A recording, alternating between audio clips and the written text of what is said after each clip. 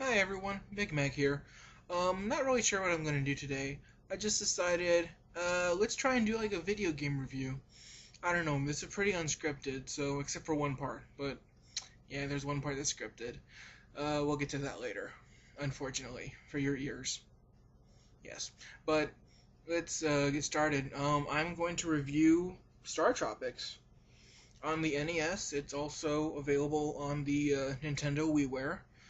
It's a pretty good game. It's $5 now, so if you haven't picked it up or if you want to experience it, it's pretty good. So I give it my recommendation to play it. Let's see here. I wrote a couple things about it. Um, on the surface, it is very much like a clone of The Legend of Zelda. You've got overhead dungeon scenes, and you've got overhead scenes where you're just walking around the world, interacting with characters and exploring. So, in a lot of ways, it does feel like a Legend of Zelda, not necessarily a ripoff, but very similar in style. I'll leave it at that. I'm trying to remember. I think I heard that this game was exclusive to the U.S., if I'm not mistaken. So they never released this game in Japan. So it's kind of not how things are normally go. Normally video games are like Japan only exclusives, but Star Tropics was a American exclusive, if I remember right. I don't know. So I just thought that was kind of interesting. Although the credits are mostly Japanese names, but I don't know where they developed the game still. Hard to say. So I might be putting up pictures and stuff in the meantime, just to be like, different points in the story. I don't know. Haven't decided how well I'm gonna edit this thing yet. But basically, you're a kid named Mikey, and you go off to visit your uncle, and you explore a world called Sea Island. But then you get there and you find out that your uncle is missing. So you're on a mission to find him, and the tribe leader of the island, he gives you their most valuable weapon, a yo-yo. Yes, a yo-yo. I mean, yo-yos actually have been used, in the past in civilizations as weapons. So, I mean, usually American kids are like, a yo-yo? That's so silly. You can't do anything with a yo-yo. But, it turns out that if you whack people enough with a yo-yo, they'll die. So, but yeah, so that's basically your main weapon throughout the game. It does receive upgrades as you go along, like Legend of Zelda. But I don't know. I mean, there's also a bunch of dungeons that you have to go through, a number of bosses. It's very puzzle oriented also. So it's not just getting through and defeating the bad guys. You have to figure out what order to kill everything. There's also a lot of hidden rooms, different items that you can use. So, in that sense, it has a couple unique parts. What else do I have here going on? Oh, the message. Now, if you go and pick up a copy of the game just by itself, without any instruction manuals or the original box or anything, there's going to be one part in the game where you will have a submarine by then, and a robot that looks suspiciously like Rob the Robot. He's going to be like, put in the frequency. And he'll wait. And you're going to be like, what frequency?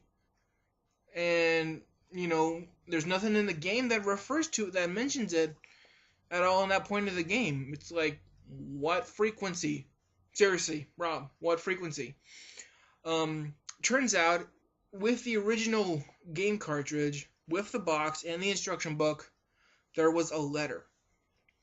There was a letter written to you, Mikey, by your uncle. I mean, that's pretty cool. I know I'm ripping off the Little Miss Gamer review of this game too. I mean, that was actually what convinced me to go, finally try the game. So I'm using some elements from that, but yeah, it included an interactive part of the game with the box. That's something you didn't see all the time or even see now. So basically, yeah, there's this letter that you get from your uncle, and it says, Mikey, come to see Island, blah blah blah, and then so here comes this part of the game where the robot's like, put in the frequency. It's on the letter. Use water. So if you don't have the letter, you're pretty much out of luck. But actually, the bottom of the letter, if you spray it with water. It's got some kind of water visible ink, like ink that'll appear only when it's wet, and it'll give you the frequency right there. And I won't tell it to you, but I'll give you a hint. Think of jumbo jets. Think of like big airplanes. That's all I can give as a hint. But I just thought that is a pretty cool idea for a game to include, something real worldly. So definitely kudos to that. And if you buy it on the WiiWare version, I think it'll give you a virtual form of the letter and a little fake water to spray onto it. So, that kind of takes the mystery out of it, but it would definitely help someone who doesn't know what they're doing. So this is a game where you literally have to read the instruction manual and the stuff that comes with it in order to play the game, which, in a lot of ways is cool. What else do I have in here? One downfall I have about the game is that the scenario is very linear. I mean, it is very much like a book. It's broken up into chapters. You start at chapter 1, you do what you have to do in chapter 1. You go to chapter 2, you go to this dungeon, you talk to this guy, you go through this dungeon, you pick up this item, you battle the boss, etc. So, there's not as much an aspect of exploration as with like Zelda or something else. But you can still find random items here and there. Big hearts.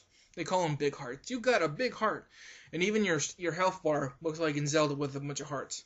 Although I think you get 22 in this one, so take that. Let's see here. What else do I have going on here? Very linear Zelda clone. That's about all I got for now. I don't know why, but I decided let's do a wrap. A Startropics wrap. So this is essentially the end of the review. I give it a yes. I give it a definitely check it out. Whether you can find it the actual cartridge or just on the WiiWare, it's pretty simple. It does require a lot of tenacity, or because you're going to be dying a lot. So you have to redo the same level over and over until you get it right. And so theoretically, you could barrel through this game in less than 2 hours, I'm sure. But, given my time discrepancies as a student, it took me like almost 2 months. But, whatever. Okay, back to the Startropics wrap. Here we go. Yo,